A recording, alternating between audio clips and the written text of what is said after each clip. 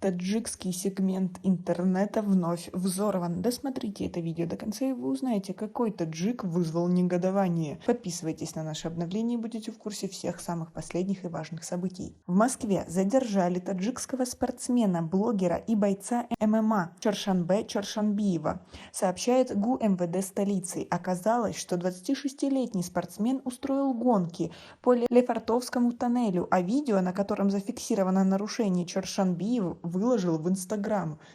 26-летний боец хвастался гонками по тоннелю на своей Тойоте, выкладывая все это в сторис. Кроме подписчиков, роликами заинтересовались в полиции. Спортсмена родом из Таджикистана остановили на МКАД и после этого доставили в отдел ГУ МВД. На допросе боец рассказал, что видео, выложенное в сеть, было снято еще летом, предположительно в июле. Чоршанбе Чоршанбиева привлекли за езду без прав. На месте он предъявил национальное водительское удостоверение, не имеющее юридической силы на территории России. Кроме того, у бойца отсутствует ОСАГО – обязательное страхование автогражданской ответственности. А как вы относитесь к таким деяниям нашего соотечественника? Свои ответы напишите нам, пожалуйста, в комментарии. Автомобиль Toyota Camry таджикистанца уже отправили на спецстоянку. Выяснилось, что машина принадлежит 37-летнему Ираклию Качарава, и на ней около 100 неоплаченных штрафов. Напомним, что это не первое происшествие на дороге с участием Чоршанбе Чоршанбиева. Так, в августе 2021 в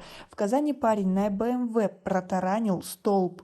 Тогда боец заявил сотрудникам ГИБДД, что его подрезали, и тот вылетел с дороги.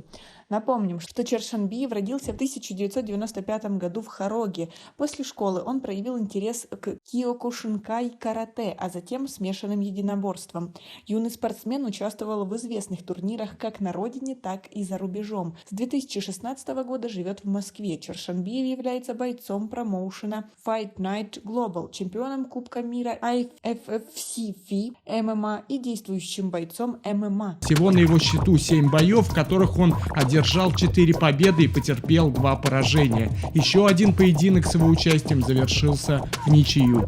Как вы относитесь к такому международному, можно сказать, скандалу и к тому, что это уже рецидив? Это не в первый раз и ничему жизнь бойца не научила. Свои ответы напишите нам, пожалуйста, в комментарии. У нас пока на этом все. Оцените наше видео подпиской и лайком. До скорой встречи.